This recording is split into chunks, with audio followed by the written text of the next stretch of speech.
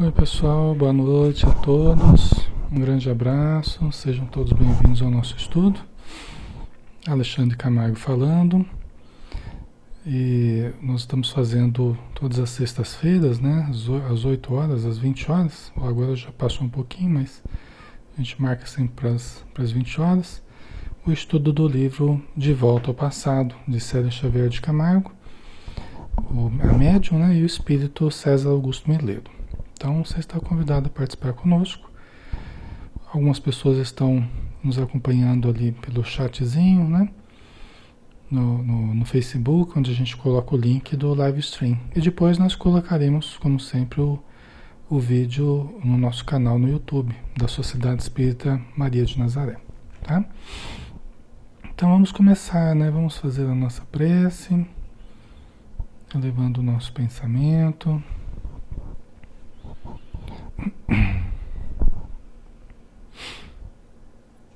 O pessoal já está no chat aqui. A Raquel, a Tânia, a Ana Cláudia, a Inês, Lidiana, a Beth. O pessoal está aqui devagarzinho, eu vou vendo todo mundo que está aqui. A Margarida, a Hilda, um beijão pessoal. Sejam bem-vindos, tá? Então vamos fechar os nossos olhos e vamos pedir então ao nosso Mestre Jesus nos abençoe novamente. Mais um estudo que vamos realizar em Teu nome, Senhor. Que possamos aprender contigo as lições da mansuetude, da humildade, da paciência, da resignação, da indulgência, do perdão. De modo que possamos ser mais felizes, Senhor, estruturando a nossa felicidade, mesmo que passando por momentos mais difíceis, mesmo que passemos por momentos tortuosos ou de tempestades, mas que possamos construir a casa sobre a rocha da fé, que tudo nos faz suportar. E logo teremos com certeza, Senhor, um ambiente iluminado, ensolarado, positivo, harmonioso, que nós sabemos encontrar no futuro pleno, no futuro mais feliz. Que a Tua luz, Senhor, nos ilumine e nos proteja, hoje e sempre. Que assim seja.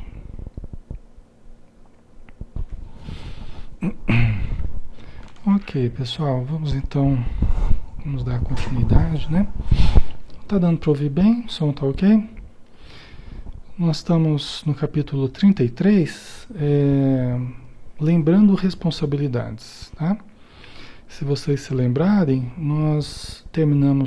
eles terminaram o Evangelho no lar, no sítio lá da Marieta, né? Eles terminaram o Evangelho e agora eles estão saindo do corpo, né? E se reunindo no plano espiritual para uma reunião, para uma atividade que eles vão realizar no plano espiritual. Um encontro ali, onde os espíritos todos que fizeram parte do Evangelho e alguns outros, né, vão participar para resolverem algumas questões, tá? Então vamos ver aqui como é que vai ser a reunião, né? Vamos torcer para dar tudo certo. Então vamos lá, lembrando responsabilidades. Todos estavam ansiosos para saber o motivo da reunião.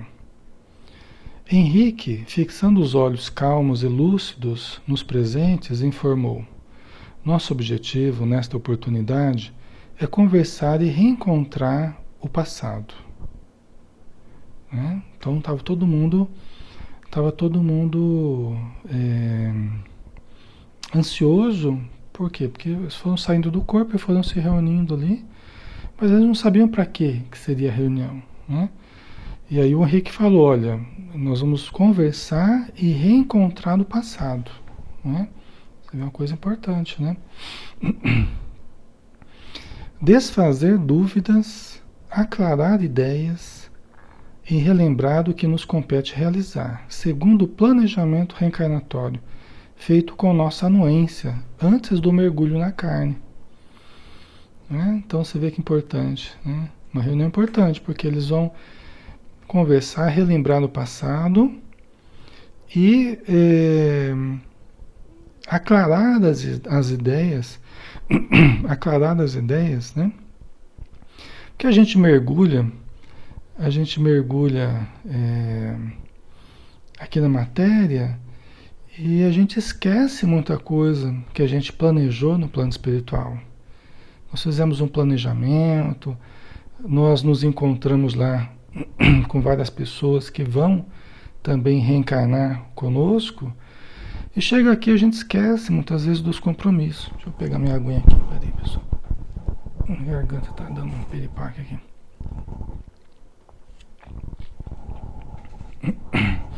Desculpa. A gente esquece dos compromissos e a gente começa a se desviar, né?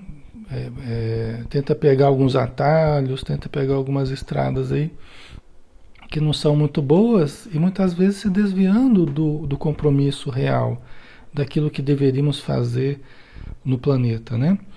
Então aqui está falando que é para relembrar o que nos compete realizar, né? Conforme o planejamento que tinha sido feito, tá?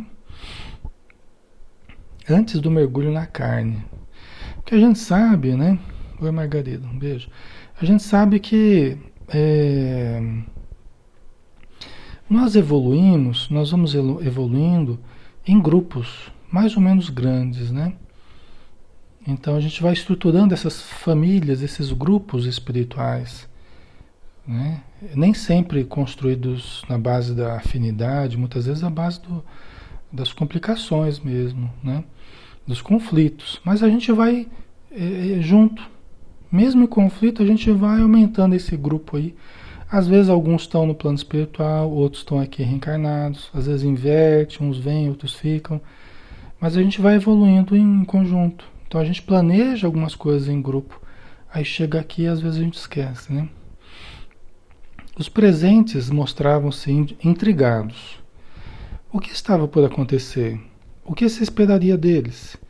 Intuitivamente, porém, sentiam que essa hora revestia-se de grande importância para seus espíritos. Nosso orientador prosseguiu. Sejamos gratos à espiritualidade maior que nos permitiu este encontro, como forma de auxílio a todos os implicados no caso. São momentos especiais, né? São momentos realmente que acabam sendo muito importantes, marcam muito para nós, porque são momentos em que a gente entra em contato com a nossa essência, com o nosso self, com o eu profundo, tá? Porque a gente mergulha na Terra e a gente vai, nós que somos o espírito, nós somos espírito, né? E aí nós mergulhamos na matéria. E aí nós precisamos nos enraizar na vida material. Muitas vezes nesse processo de nos enraizarmos na vida material, a gente vai sempre, né, a gente vai desenvolvendo o ego, que nos permite esse enraizamento na vida material, né, nos relacionar com a vida de fora, o ego nos permite isso. Só que a gente vai se desconectando da nossa realidade profunda, que é a nossa realidade espiritual, né? Muitas vezes a gente, criança, a gente está mais ligado ao self, mais ligado ao espírito, ao que a gente é na essência. Aí a gente vai crescendo, vai se desenvolvendo, aí começa o ego a dominar. A gente vai deixando o self de lado, o espírito de lado, né? A essência de lado. Até que a gente vai cansando do ego e começa a querer lembrar da nossa essência. Essa é uma trajetória a mais comum. A gente pode entender isso como a parábola do filho pródigo, por exemplo, né? Estava ligado à sua essência, ligado à casa do pai, aí se afasta, vai para o mundo do ego, né? Aí se cansa do mundo do ego, se decepciona, se frustra, aí volta para buscar a essência de novo, volta para a casa do pai.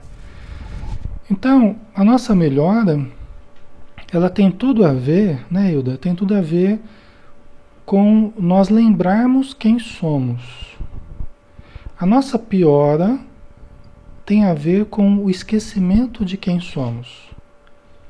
Em linhas gerais, todo o mal que a gente vive acaba sendo nada mais, nada menos do que o esquecimento de quem nós somos. Por quê? Quem nós somos? Nós somos filhos de Deus. Nós somos criaturas, né, criados por Deus. Né? E Deus está em nós, a fagulha divina. Toda a luz divina, o potencial divino está guardado dentro de nós. Né? Quando a gente esquece isso, aí vem o medo e o ódio. O medo e o ódio nada mais são do que frutos do esquecimento de quem somos. Quando a gente começa a lembrar que a gente é indestrutível, né? Somos eternos, que a nossa destinação é felicidade, é plenitude. Então não há mal passageiro, né? Que possa nos fazer mal de fato, possa nos destruir de fato. Por quê? Porque nós somos indestrutíveis, né? E a nossa fatalidade é a felicidade. Quando a gente começa a lembrar disso, aí nós começamos a lembrar quem somos e começamos a nos ligar de novo ao Pai, né? Fazemos o caminho de retorno ao Pai. Toda a religião, na verdade, é a aplicação disso, né, pessoal? Religare, né? Religião vem de religare. Religar o homem a Deus, porque a gente se desconectou, né? Deixa eu ver, continuando aqui, né? Com os olhos esgazeados, que denotavam... Deixa eu só ver uma coisinha aqui. O nosso orientador aqui é o Henrique, tá? Aí ele está falando, né? Nosso orientador prosseguiu. Sejamos gratos à espiritualidade maior que nos permitiu este encontro como forma de auxílio a todos os implicados no caso. Né? Nesse grupo familiar, nesse grupo de espíritos, né? Com os olhos esgazeados, que denotavam seu estado emocional, atormentada por forte sentimento de culpa, Dora espraiou o olhar pela assistência, detendo-se na figura feia e de expressão torturada que se postava a um canto do recinto. Reconheceu imediatamente. Vocês lembram que eles estavam fazendo o evangelho no lar, na casa ali da Marieta, né? E aquela entidade que influenciava a Dora estava ali. Oi, Fernando, um abraço. Adriana, Francisco. Aquela entidade que estava influenciando a Dora estava ali a um canto, observando o evangelho. É a única entidade que destoava do ambiente ali, porque as outras eram sofredoras, eram necessitadas, e aquela entidade é uma entidade, né, de um aspecto mais sombrio, né, mais pesado, né? E a Dora, ela desligada do corpo físico também, participando ali da reunião, né? Ela espraiou o olhar pela assistência e se deteve naquela figura que estava ali também participando da reunião, aquele espírito, né? Reconheceu imediatamente. Oh, maldito, até aqui me persegue. Não conseguirei nunca livrar-me de sua figura horrenda? Ela falou, né? Já pondo para fora a contrariedade dela, né?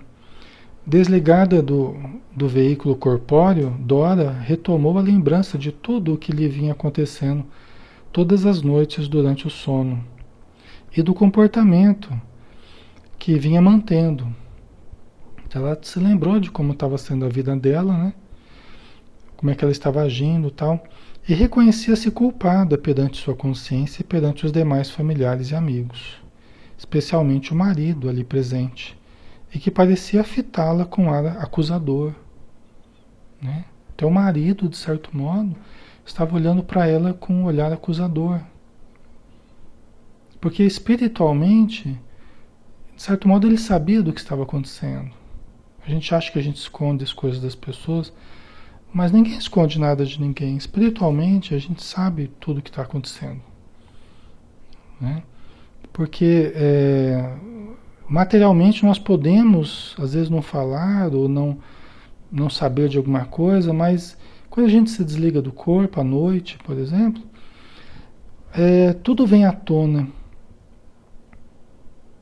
né? De uma forma difícil ou mais fácil, mas tudo vem à tona, né? Porque a vida espiritual é a vida da verdade, da realidade, onde nada pode ser escondido.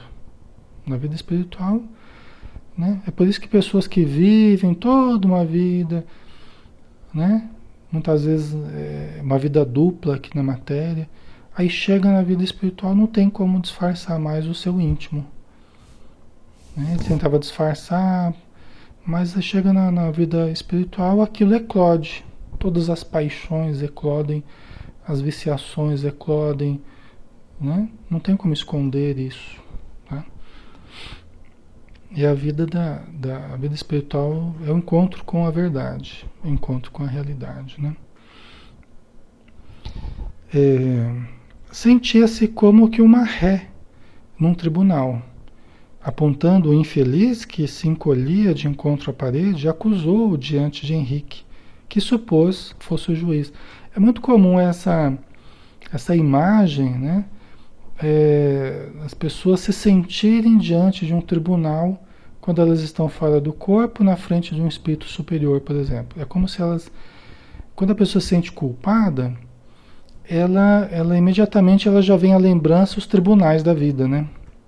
Já vem à lembrança os tribunais da vida. Então, ela automaticamente ela já se acha que estão julgando ela, que estão condenando, que o espírito protetor que está ali é o juiz, né? Então, é o que está acontecendo aqui, né? Senhor, é Ele o responsável por tudo. Tem-me perseguido tenazmente e encarcera-me em sua vontade poderosa. Sua força descomunal me domina e me vejo fraca e indefesa em sua presença. Acusa-me e tortura-me sem cessar. Então ela está dizendo o que está acontecendo diariamente com ela, né? Que a força do espírito, daquele espírito que está ali, acaba dominando ela. Domina ela porque ela se sente culpada. Aqui a gente vai ver a sequência depois, né? A gente vai ver a sequência. Então há esse domínio porque essa entidade se usa da culpa que ela traz. Todos nós temos as nossas culpas, todos nós temos as nossas fragilidades, né? Embora nós tenhamos condição também de nos fortalecer para não estarmos tão à mercê dessas culpas e dessas fragilidades, né? O ideal é que a gente se estruture o melhor possível para vivermos bem, né? E sairmos da culpa, tá? Ok.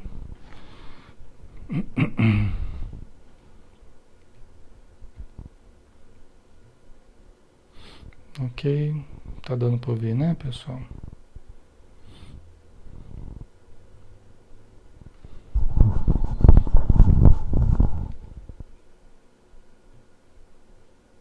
Certo? Ok, né? Tá jóia. Então vamos lá. Então ela falando que ele que era o culpado, né? O espírito que ela estava vendo ali, né? Estava acusando ele, que ele que estava torturando ela e tal, né? Agora, não contente em perseguir-me durante a noite, resolveu invadir outros períodos do dia, perturbando-me o sossego. Em vista disso, não tenho mais paz nem alegria. Eu odeio, gritava, soluçando convulsivamente, entregue a grande desequilíbrio, né? A Tânia colocou: essa culpa liga a pessoa ao obsessor. Exatamente. E os obsessores sabem explorar isso, né? Eles sabem explorar as nossas culpas, né?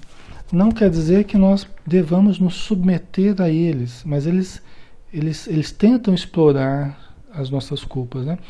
Diante das nossas culpas, a gente tem que ter a humildade de reconhecer: olha, de fato, eu te prejudiquei, de fato, eu errei muito mal, eu errei feio nessa situação, mas eu vou me redimir com você. Eu vou fazer tudo possível para te ajudar de agora em diante. Não é? Pode ser que o Espírito não queira. Não, agora eu não quero tua ajuda, agora não adianta, agora você vai sofrer. Então, meu irmão, eu te respeito, eu quero muito bem a você e peço perdão para você, né? E estou aberto a ajudar de todas as formas possíveis, né? Mas eu não vou ficar preso à culpa, porque você pode melhorar também. Eu quero melhorar, você pode melhorar. Nós podemos melhorar juntos. Eu posso tentar te ajudar, eu posso fazer de tudo para te ajudar, mas eu não vou me permitir ficar me culpando, né? Porque a gente já conversou, você constatar o erro é uma coisa, agora você ficar preso ao erro é outra. Nós precisamos nos desidentificar da culpa até para conseguirmos ajudar as pessoas que a gente prejudicou, né? Porque a gente pode pagar com amor também as coisas, né? As dívidas nós podemos pagar com amor. Aliás, o sofrimento é para despertar do amor, não é para outro motivo. Agora, se nós estamos despertando o amor, né, não há por que a gente permanecer na culpa. A culpa, geralmente, ela permanece quando a gente está com vontade de errar de novo. Quando a gente está com vontade de errar de novo, a gente está bem certo do caminho que a gente está trilhando, aí fica a culpa como um mecanismo contínuo, autopunitivo do ego. Boa noite, Luiz Antônio. Um abraço. Então a culpa, enquanto a gente está querendo fazer errar de novo, a culpa fica lá como sentinela punitiva. E a culpa é uma coisa que surge ali no ego, né? Um mecanismo do ego autopunitivo. Mas enquanto você não fez ainda a análise justa e real das situações, autodeterminando-se a mudança, né? Então quando você constata o erro, analisa o erro e determina-se a mudança, você vai saindo da culpa. Por isso que é muito importante esse processo, né, de conscientização do erro, de análise do erro e autodeterminação à mudança. Aí não tem por que culpa. Agora, quando a pessoa não faz esse processo, aí fica ali a culpa continuamente machucando a pessoa e atraindo, né, facilitando a vinculação com os obsessores, né? Nós podemos sofrer assédio espiritual. Podemos e sofremos, né, assédio espiritual. Não precisamos caminhar obsediados. Você pode ser perseguido, não precisa ser obsediado. O ideal é que a gente saia da obsessão. Tá? Você ser perseguido pelo mal que você fez aos outros é uma coisa. Você entrar na condição de obsediado é outra. A condição de obsediado é daquele que aceita a obsessão. Entendeu? É daquele que aceita a obsessão. Então ele começa a entrar nessa vinculação de ordem negativa que nos faz mal e que faz mal para o outro também, porque o espírito, a obsessão não ajuda ninguém, né? Agora, você pode ajudar esses espíritos sem entrar na obsessão. Tá? Jesus, ele foi o exemplo disso. Vocês acham que Jesus não foi perseguido? Jesus, ele, guardadas as devidas proporções, né, pessoal? Jesus é Jesus, a gente é gente, só que é o nosso modelo e guia, né? Então, a gente tem que se pautar em alguma coisa aí. Então, Jesus é o nosso cabra, né? Então, Jesus foi perseguido, Emmanuel fala que Jesus foi perseguido do berço até a cruz. Jesus foi perseguido do berço até a cruz. E ele vai narrando a vida inteira de Jesus, os episódios que ele era perseguido por legiões e legiões de espíritos. Já no berço ele sofreu um atentado, matado 70 crianças lá, querendo matar Jesus, matado 70 crianças. Você imagina o nível de obsessão das pessoas, não é? É interessante, então, só que Jesus não era obsediado. Ele era perseguido, foi perseguido. Né? Mas ele não era obsediado. Tá? Porque ele não aceitava a obsessão. Os espíritos sugeriam para você não vale nada, você não vai conseguir, você, né? Você vai deixar a pessoa falar assim com você, você vai... Né? Mas aí Jesus, ele não aceitava. Mantinha ali o pensamento no bem, no perdão. Por isso que as virtudes nos mantêm a salvo. Os defeitos nos vinculam à obsessão, porque os defeitos nos fazem aceitar a influência nociva. São as portas abertas, né? Chamados defeitos da alma, são as portas abertas para a obsessão, né? E as nossas virtudes, elas nos ajudam, né?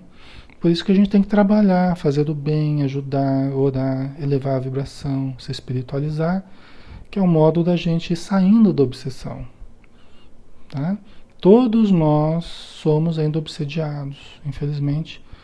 Nós temos que ir saindo da obsessão, tá? Deixa eu ver o que vocês colocaram aqui.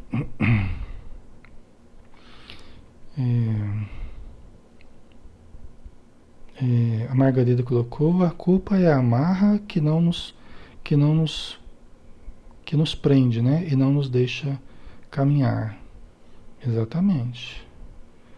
Isso mesmo. A Tânia colocou: você perceber, mas não precisa aceitar. Isso mesmo. A gente não pode impedir que os pássaros rondem as nossas cabeças, né? Mas não precisa deixar eles fazerem ninho em cima dela, né, Tânia? Aí, Fernando, sem falar que muitos de nós também obsediamos os encarnados e desencarnados. É verdade, Fernando, isso mesmo. Às vezes o espírito está tentando se desvincular da gente e não aguenta mais a gente, né? Ele está tentando se libertar da gente e a gente não deixa. Né? Então é uma coisa recíproca aí, né? Nós temos que libertá-los também, né? Não se ajudando a sair do processo ali. O que, Andréia? Margarida, percebemos o que acontece, certo? André colocou: não se ajudando a sair do processo. Quando a pessoa não se ajuda, né? Quando a pessoa não se ajuda, é lógico que dificuldades todos temos, porque implica justamente em mudanças, né, Andrea? Mudanças de hábitos, mudanças de sentimentos, mudanças de conceitos, mudanças de modo de viver, né? Então, sairmos da obsessão implica em mudarmos. Fundamentalmente, implica em amarmos, né? Porque o mal é a matriz da obsessão. O amor, o bem, é a cura da obsessão, é o remédio da obsessão, não é? Por isso que a gente vê no Livro dos Espíritos a caridade, no Evangelho, a caridade, a importância da caridade, né? Porque não tem mal que resista à ação caridosa. Mas não é assim, eu faço caridade um dia e depois esqueço e nunca mais, né? É a gente fazer a caridade com o nosso corpo. O amor, amarmos o corpo, o alto amor profundo que fala Joana de Ângeles. Temos que desenvolver o alto amor profundo. E o halo amor, o amor ao outro também, que é a extensão do amor que temos a nós. O amor ao outro é a extensão, amar ao próximo como a si mesmo. É a extensão do amor que nós tenhamos dentro de nós, né? Então a gente tem que expandir o amor. Por isso que estudo e trabalho, né? Autoconhecimento e exercício de amor. A Hilda colocou: através da nossa vibração, nossos pensamentos que vão se afinando, né? Exatamente. A gente vai ajustando aí, né? A nossa vibração, né, Hilda? Vai entrando nas frequências superiores, né? Todos nós temos que aprender a cultivar as frequências mais elevadas, sair das frequências mais baixas, né? E começar a assimilar as frequências mais elevadas. A Andrea, né? De obsessão, porque as dificuldades existem, mas inicialmente temos que querer, né? Exatamente, né, Andrea? Perfeito, né? E nesse querer, é um querer que tem que ser contínuo, né? É um querer que tem que ser contínuo. A gente tem que desenvolver o próprio querer. É um pouco complicado, mas é necessário. Temos que desenvolver o próprio querer. A própria vontade tem que ser desenvolvida. Porque nos processos obsessivos, o que nós vemos? Nós vemos uma vontade do obsessor dominando a nossa vontade. A gente vê uma vontade maior dominando uma vontade menor. Então nós precisamos desenvolver a vontade, para que a nossa vontade se sobreponha à vontade daqueles que estão nos influenciando, né? Então vamos lá. Aí vocês perguntariam assim, como é que faz para desenvolver a vontade, Alexandre? Seria a próxima pergunta, né? Como é que faz para desenvolver? A Jonas fala assim, nós podemos e devemos desenvolver a vontade.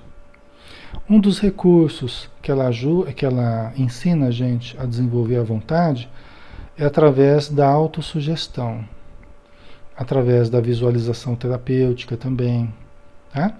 Exercícios de programação, de reprogramação, né? Através da autossugestão ajudam enormemente, exercícios diários. Eu gosto, por exemplo, de colocar frases assim na frente do computador, né? Preparar uma paisagem bonita com algumas frases e faço um trabalho de autossugestão, que deve ser diário. Alguns minutinhos, 10 minutinhos por dia. Mentaliza aquela frase, repita várias vezes aquela frase. Mesmo que você no começo sinta que não é verdade, mas eu sinto que não é verdade, eu sou feliz, né? Eu tenho luz, eu amo as pessoas, né? Então, no início você sente, mas eu sinto que não é verdade, mas você quer mudar a sua verdade. Você quer alterar a sua realidade, né? E você vai se fixando em frases que são verdadeiras bênçãos, assim.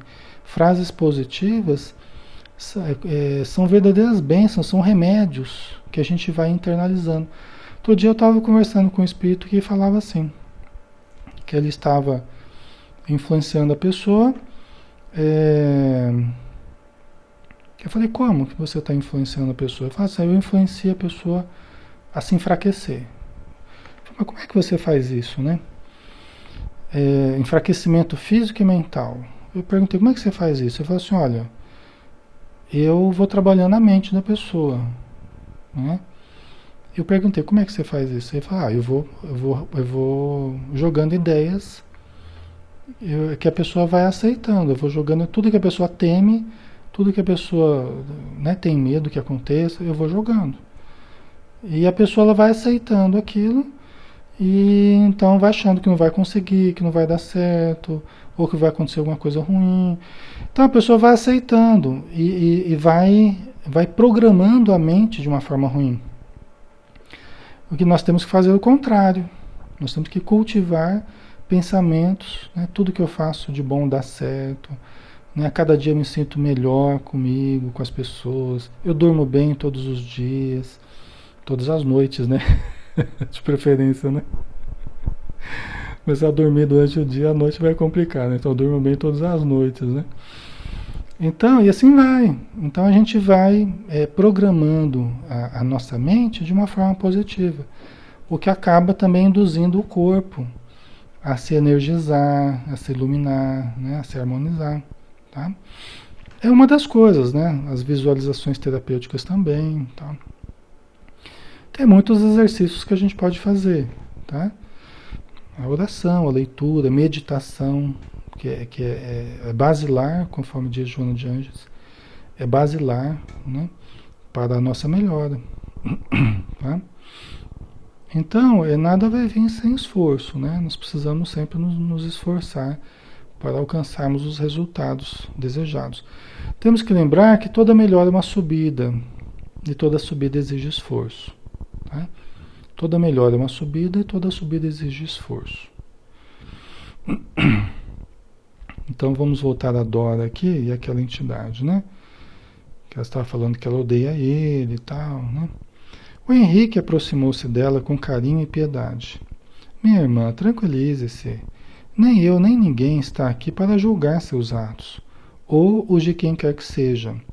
Desejamos apenas esclarecer alguns pontos obscuros, o que será de grande benefício para todos. Somos seus amigos e nosso objetivo é tão somente ajudá-la. Acalme-se e confie. Sob os eflúvios que emanavam do instrutor, e ouvindo-lhe as palavras serenas, Dora respirou fundo, procurando readquirir o equilíbrio emocional. Né? As palavras do Henrique foram importantíssimas ali para ela se acalmar, né? E entender que não estava diante de um tribunal, mas diante de pessoas amigas que queriam o seu bem, né? Enquanto isso, vendo-se apontado pela mulher, a entidade lá, né? E recebendo em cheio suas acusações, o infeliz reagiu violentamente, né? Porque ela começou a acusar a entidade, né, reagiu violentamente. Sua víbora, serpente venenosa que agasalhei e nutri em meu peito. Você me acusa de persegui-la e de torturá-la. Não sabe o que fiz. Não sabe o que diz. Por tudo o que me fez, você merecia muito mais, miserável. Ou não se recorda do quanto sofri por sua culpa. Você pode enganar quem quiser, mulher infame, mas não a mim. Sou a Zambuja, lembra-se? Conheço-a de sobejo e sei todos os seus truques. Ixi, aí a coisa complicou, hein? Né? Porque a mulher, ela estava se achando uma vítima, né? A Dora estava se achando uma vítima e até então a entidade, né, que a estava perseguindo ali, né, era alguém que para nós era uma pessoa ruim, era um espírito obsessor. Aí levanta uma outra questão: quem é o espírito obsessor? Né? Quem é o espírito obsessor? Não é uma entidade criada para o mal, não é um ser, não, é um ser como a gente, né? Já esteve encarnado, já viveu, já sofreu, já fez sofrer, já, né? Mas quem é o obsessor de hoje? Frequentemente a vítima de hoje, a vítima de hoje é que foi o causador do sofrimento do outro, que hoje nós chamamos de obsessor. Né? Quem é aquele que está cobrando hoje? Ora, é quem sofreu a ofensa no passado. Não é, Ana? É aquele que mais foi prejudicado por nós. E hoje ele vem nos cobrar. E nós o chamamos de obsessor e pedimos para tirar ele de perto da gente. Afasta os espíritos maus, né? Mas quem é, entre aspas, esse espírito mau? Né? O que está vivendo num estado ainda de sofrimento, de dor, de ódio, é porque ele não conseguiu nos perdoar ainda de alguma coisa muito grave que a gente tenha feito a ele. Né? Então, frequentemente, ele é que foi a vítima no passado. Né? São relacionamentos muito complexos. Tá? Nós encontramos em algumas obsessões, não em todas, mas em algumas obsessões, um vínculo muito complexo de dívida e cobrança, de cobrador e devedor, de vítima e algoz. Quem você acha que é a vítima, muitas vezes foi o algoz. E quem está sendo o algoz foi a vítima. Né? A Tânia colocou, e muitas vezes nos revoltamos como se fôssemos vítimas. Né? E às vezes até as pessoas nos perguntam: Alexandre, mas como é que pode? Como é que Jesus permite que esses espíritos fiquem nos prejudicando? Né? Como é que Deus permite que esses espíritos maus fiquem nos prejudicando?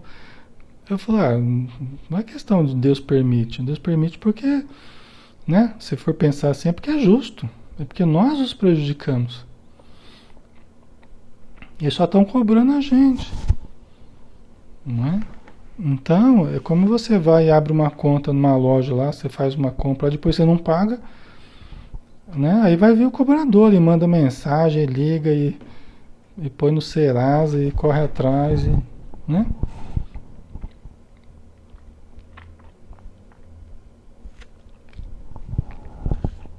Então, a gente precisa consertar, né, esse conceito, né? São espíritos que sofrem muito, e quanto mais ódio eles trazem, quanto mais eles são irônicos, debochados, maior é o sofrimento que eles trazem dentro deles. Maior foi o mal que nós fizemos para eles nesses casos, né?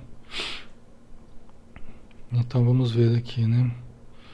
Então o espírito já está dizendo aqui, foi ela que enganou ele, ela que fez ele sofrer, ele se chama Azambuja, né? Né, conheço de sobejo e sei dos seus truques, todos os seus truques, né? Então, às vezes a pessoa fala assim, mas eu nunca fiz mal para ninguém. Tá certo, talvez nessa vida nunca tenha feito mal para ninguém, mas e nas outras, né? Às vezes a pessoa fala, mas eu nunca fiz mal para ninguém. Aí se sente injustiçada, né? Mas não existe injustiça na lei divina. Na lei divina não há injustiças, né? Então, se a gente estiver achando que está havendo alguma injustiça, podemos ficar tranquilos que não está. A gente só não enxergou ainda onde que está a justiça, mas nós enxergaremos, tá? Teremos essa informação, né? Aquelas palavras acusadoras e o tom com que foram ditas fizeram com que o tênue véu que encobriu o passado fosse retirado. E Dora, entre o espanto e o temor, exclamou. Então ela começou a lembrar do passado, né? A Zambuja? Sim, sou eu mesmo. Eu que aqui estou para cobrar tudo o que você me deve. Mas está tão diferente. Não o reconheci com essa aparência. Gaguejou a tremer nervosamente. Quer dizer que aí ela percebeu, abriu a memória dela, espiritual, né? Estava fora do corpo, facilita um pouco para abrir essa memória, né? E ela começou a lembrar, começou a reconhecer. Não tinha visto, não tinha percebido que era essa pessoa que ele dizia que era, né? Por certo, já não me apresento mais com elegância como antigamente. Os trajes luxuosos, as joias, o penteado cuidadoso, tudo isso ficou no passado. Esta é a aparência que você me deu. Desde aquela época, há tanto tempo, estou assim, disse com refinada ironia. Estão vendo, pessoal? Aí já é outra coisa, né? Então as roupas luxuosas, as joias, o penteado bem feito, a gente fica imaginando, né? Nos salões, nas festas, aquelas pessoas que estão ali, né? Não é? Então, a gente como a gente que está aí vivendo a vida, né? Mas em função do destino, em função das atitudes de um e de outro, né? Os males que acabam ocorrendo, e as mortes, as traições, vai saber, vamos ver o que aconteceu aqui, né? Vamos ver o que aconteceu. E o espírito está assim há muito tempo, né? Fez uma pausa e riu com sarcasmo. Lembra-se de como mandou matar-me? Você vê que uma coisa? Ela mandou matar ele, né? Ordenou a seu criado de confiança que me destruísse a vida. E depois, para que não ficassem vestígios comprometedores, me queimasse o corpo. Pois foi exatamente o que ele fez, aquele miserável que ali está, Basílio. Então ela mandou matá-lo, mandou um criado matá-lo e depois pôr fogo nele para acabar com os vestígios, né? Imagina o sofrimento que o espírito teve, né? Com o dedo em riste, apontou para Lúcio, que era o marido da Dora, né? Um senhor bom, tal, trabalhador, um bom pai, né? Bom marido, mas estava ali também na reunião. Ele apontou para Lúcio, né? Que de olhos esbugalhados ouvia tudo, retornando no tempo e recordando-se também dos acontecimentos narrados. Enquanto a Zambuja falava pela mente de Lúcio, enquanto a Zambuja falava, pela mente de Lúcio passavam as cenas descritas, que ele tão bem conhecia. Depois de matar o infeliz, viu-se arremessando o que restava do corpo por uma ribanceira onde nunca seria encontrado. E aqui não,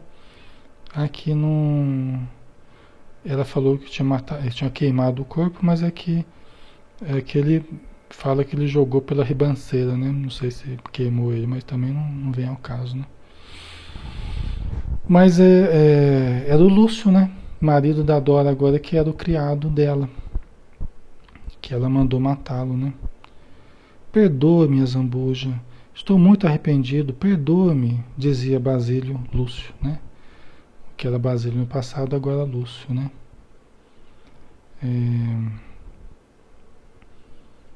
É uma coisa assim, é estranho, né? Parece até surreal, né? A gente falar de um espírito, uma pessoa falando para outra para perdoar que ela matou a outra, né? Mas é que essa é a realidade. Como nós somos espíritos imortais e vivemos de encarnação em encarnação, isso é possível, né? Você matou alguém e depois você encontrar com essa pessoa, você me perdoa que eu te matei, né? Ou a pessoa pede perdão pra gente. É normal que aconteça isso, porque isso ocorreu em várias encarnações que a gente já teve, né? Então olhando pela ótica da matéria, né, seria impensável uma situação assim, né? Mas olhando pela ótica do espírito já é mais possível, né?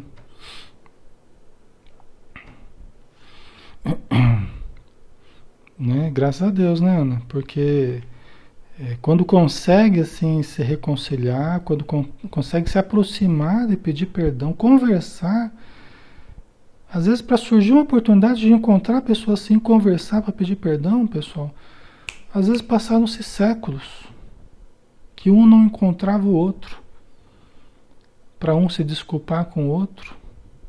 Eu vejo espíritos às vezes que demoraram séculos até encontrar determinado aquele que foi seu algoz, né? Tem muita coisa que acontece.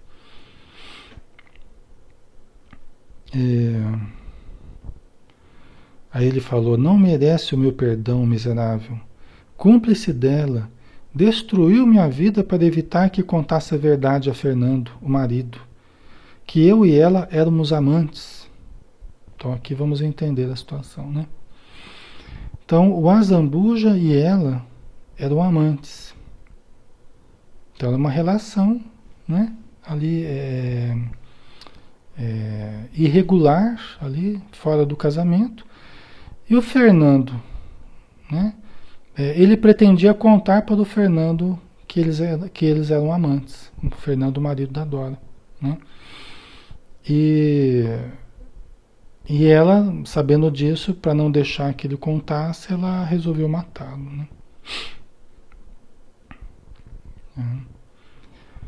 Então a gente vê o problema da paixão, né?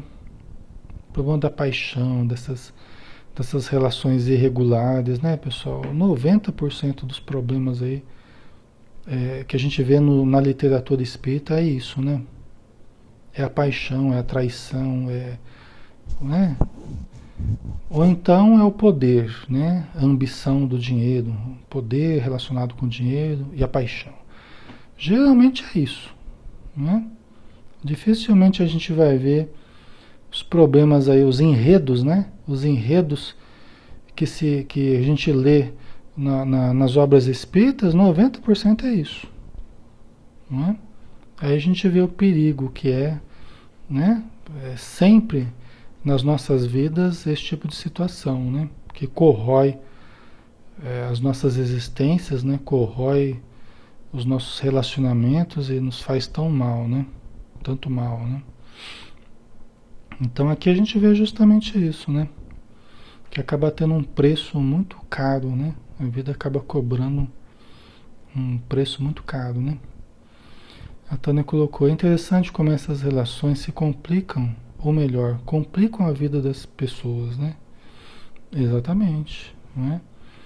Acabam complicando sem necessidade, né?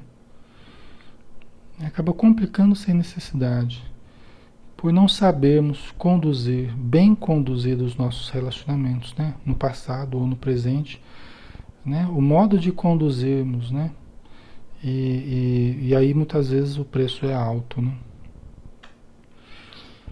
Vamos ver daqui.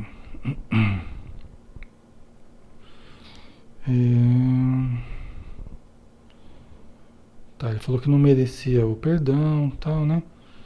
É, o menino Fábio, que também, que era filho da Dora e do Lúcio nessa vida, né? Agora, né?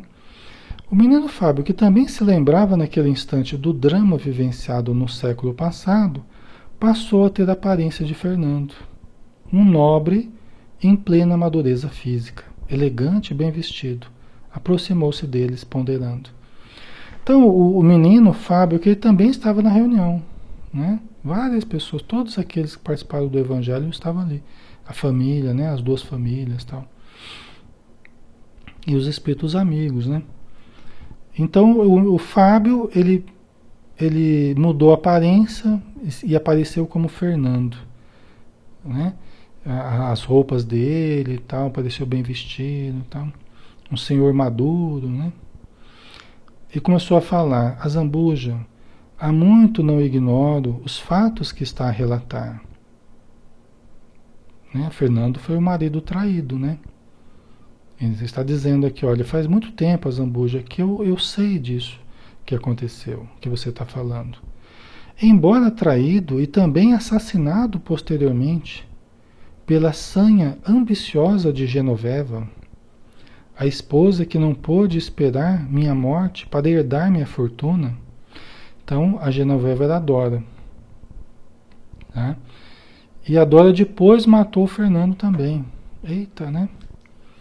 A Dora matou o Fernando também por querer a fortuna dele. Não pôde esperar a morte dele para ficar com a fortuna. Então, quis acelerar o processo. Você vê que a Dora, ela foi aí o epicentro.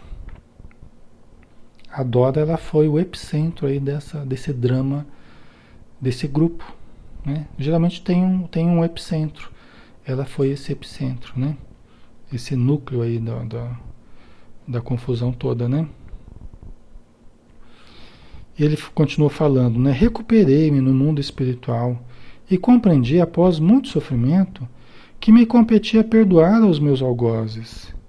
Por isso, recebemos de Deus a bênção de renascermos para uma nova experiência na carne.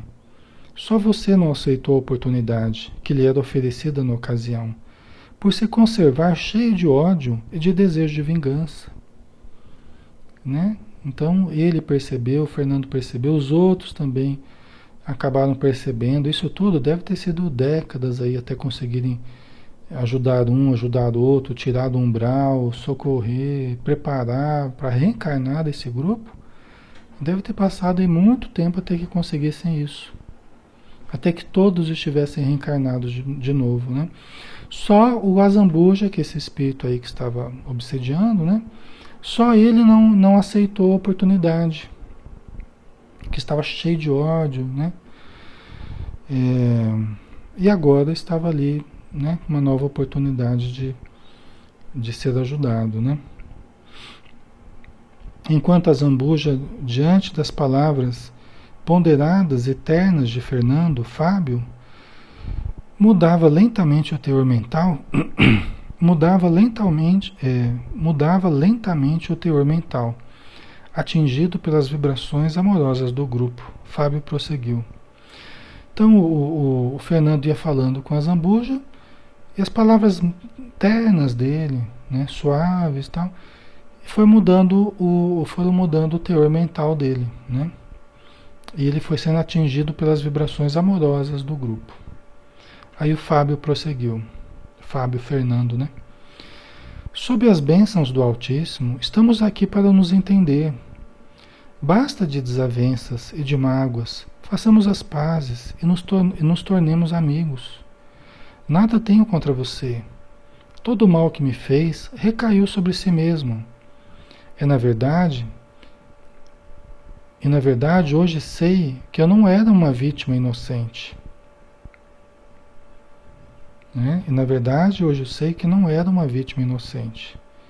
Segundo a lei de causa e efeito, merecia o que passei em virtude de compromissos anteriores, ligados a fatos ocorridos no século XVII.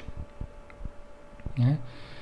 Então aí o Fábio falando, não, olha, eu te perdoo, não tem problema. Eu sei que eu também não fui uma vítima O que eu passei quando você me traiu e aconteceu tudo isso, eu também estava pagando, eu também estava recebendo certas coisas que eu fiz no passado, no século XVII, né? Anteriormente, né? Quando o Fábio disse essas palavras, Adriana, que a meu lado acompanhava atentamente o diálogo, caiu em pranto. No silêncio que se estabeleceu, só se ouviam seus soluços. Buscando nossa amiga com os olhos, Fábio aproximou-se dela com ternura e a abraçou. Adriana é um dos espíritos amigos que está ali, amiga do César, né? Aquela jovem que a gente já viu que tem ligação com o Fábio. Vocês lembram? Quando o Fábio chegou ali perto da Janaína, né? Quando eles chegaram no sítio e foram na horta lá, o pai da Janaína estava trabalhando, tal, né? Aí o Lúcio e o Fábio foram conversar com ambos ali na horta, né? Não sei se vocês se recordam.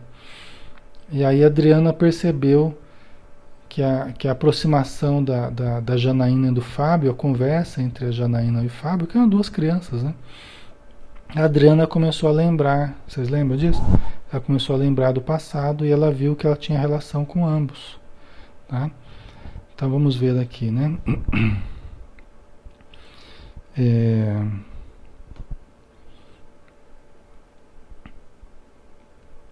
Então, a Adriana, né, que ao meu lado acompanhava atentamente o diálogo, caiu em pranto. No silêncio que se estabeleceu, só se ouviam seus soluços. Buscando nossa amiga com os olhos, Fábio aproximou-se dela com ternura e a abraçou. Sim, Loreta, eu mereci o que passei, porque também a fiz sofrer. Você tinha razão quando me acusava. Eu a iludi, fazendo-a acreditar que a amava. Quando minhas intenções eram apenas aproximar-me de você para chegar até Natália. Confesso que também não a amava, embora me sentisse atraído por ela. Desejava apenas ficar com a fortuna dela. Então veja bem, né? Veja bem. O Fábio passou por essa situação aí de ser assassinado, ser traído, assassinado, em função da fortuna dele e tal. No passado, ele tinha se aproximado da Loreta, eram duas irmãs gêmeas, se eu não me engano, eram duas irmãs gêmeas, né? A Loreta e a Natália, né? E ele se aproximou... Irmãs gêmeas, não. Acho que não eram irmãs gêmeas, não. Desculpa, não eram irmãs gêmeas, não. Eu confundi aqui. Mas eram irmãs, tá? Deixa eu tirar as gêmeas de lado. Então ele se aproximou da Loreta para chegar até a Natália. Só que ele, naquele jogo de sedução tal, para chegar até a Natália, ele acabou semeando uma ilusão. Acabou enganando a Loreta, né? E a gente viu que a Loreta, ela acabou matando a irmã, quando a irmã estava noiva do que era o Fábio na época, né? Vocês lembram? A Loreta matou a irmã dela, né? Despeitada, né? Por ver preterida pela irmã, né?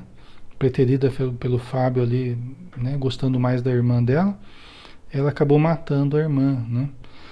Então, é um enredo aqui complicado, né? A Adriana, ela era a Loreta, né? E a Natália era a Janaína, aquela menina ali, filha do casal, né? Onde eles estão no sítio ali, tá? Envenenou, né, Tânia? Não lembrava, mas é isso mesmo, né? Envenenou, exatamente. É isso aí, né? A Loreta, né? Ela envenenou a Natália, né?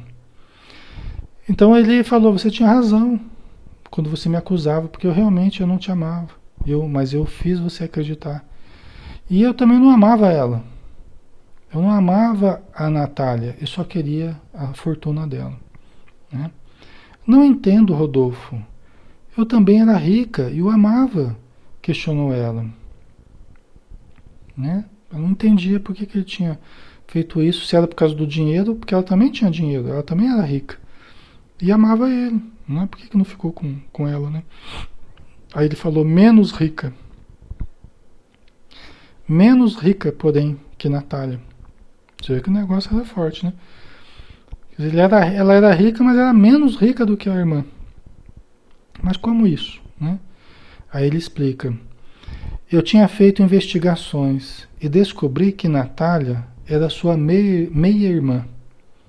Por isso que eu falei que não podia ser gêmea, né? Porque, né, Natália era sua meia-irmã, que a mãe dela falecera deixando-lhe imensa fortuna. Então você vê que o cara, o Rodolfo, ele fez uma pesquisa grande antes né? Você vê que coisa? Descobriu que era meia-irmã, né? Não era uma irmã ali por completo ali, né? De pai e mãe, né? Que a mãe dela falecera deixando-lhe imensa fortuna, né? Descobri também, conversando com o médico de Natália, que seu estado era grave e teria pouco tempo de vida. Como minha ambição não tinha limites, uni o útil ao agradável. Lamento profundamente, mas esta é a verdade. Você vê que ele soube também que a Natália ia morrer em breve. Ele sabia que ela estava doente. Né? Como que foi uma coisa premeditada, estudada, né? É aí que tudo se explica, né? Por que ele passou por ser assassinado, foi traído e tudo mais, né? Ele tinha uma razão de ser. Por isso que a gente tem que evitar julgar, né? Nós temos que não julgueis para não seres julgados, né? Porque com a mesma medida que medidos, sereis medidos. Porque não há vítimas assim indefesas, não há vítimas sem razão. Existe uma justiça maior além da justiça dos homens, né? Então, aqui a gente está vendo isso, né? Descobri também... Ah, tá, isso aqui... Meu Deus, exclamou Adriana, que era a Loreta, né? E eu que não sabia que Natália estava doente. Cometi um crime sem necessidade e compliquei o meu futuro, tornando-me criminosa e culpada perante a lei divina. Né? Você vê que coisa. Ela, além de tudo, ela não sabia nem que a irmã estava doente e que a irmã iria morrer ali em pouco tempo. E ela acabou matando a irmã, se comprometendo com a lei divina. Muitas coisas que a gente já fez, muitas besteiras que a gente já fez por precipitação. Não que seja certo você desejar, mas não fazer, porque sabe que vai acontecer algo ruim com a pessoa. Isso é péssimo também, né? Mas é menos mal se a gente não tivesse feito, né? Menos mal se não tivesse feito. Se tivesse ficado só no desejo, mas não tivesse feito. Mas quantas coisas nós já erramos por precipitação, né? Quantos males já fizemos por precipitação, né? Então a gente tem uma grande tendência a julgar, né, Hilda? E a gente nunca sabe da história inteira, né? Dos vários lados da questão, né? Então vamos... Deixa eu ver aqui. Se dá pra gente terminar aqui.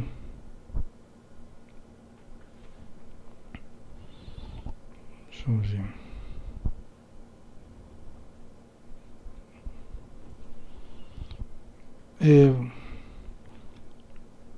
Vamos dar uma paradinha aqui.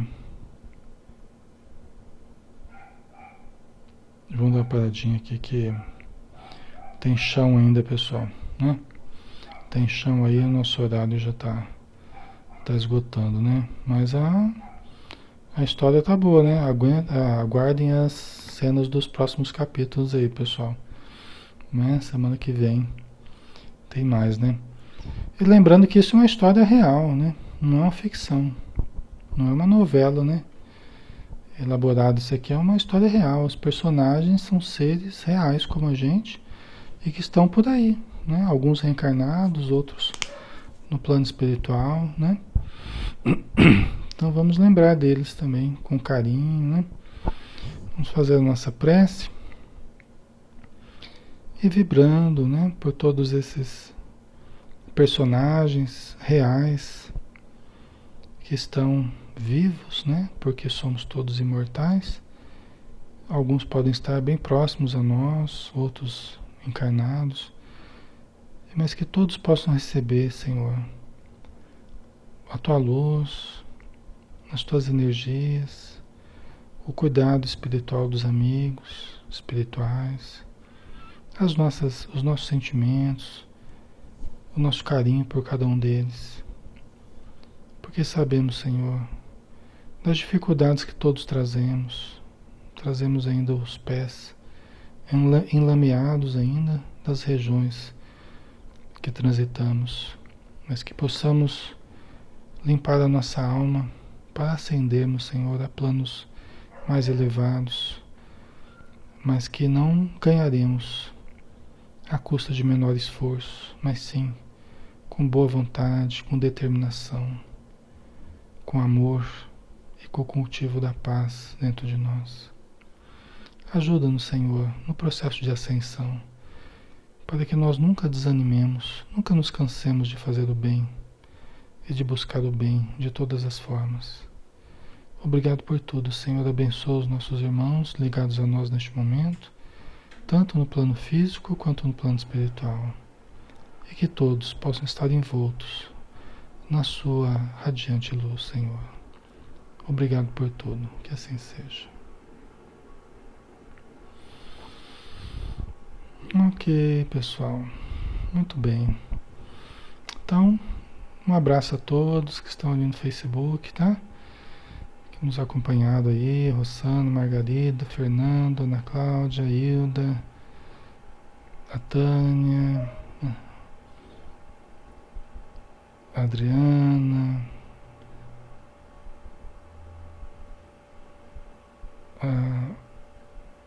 a Nádia, Patrícia, um grande abraço, pessoal. Andreia, Lidiane, fiquem todos com Deus, pessoal. O Luiz Antônio também. Então, um grande abraço e até domingo, né? Se Deus quiser, estaremos juntos novamente. Fiquem com Deus. Até mais.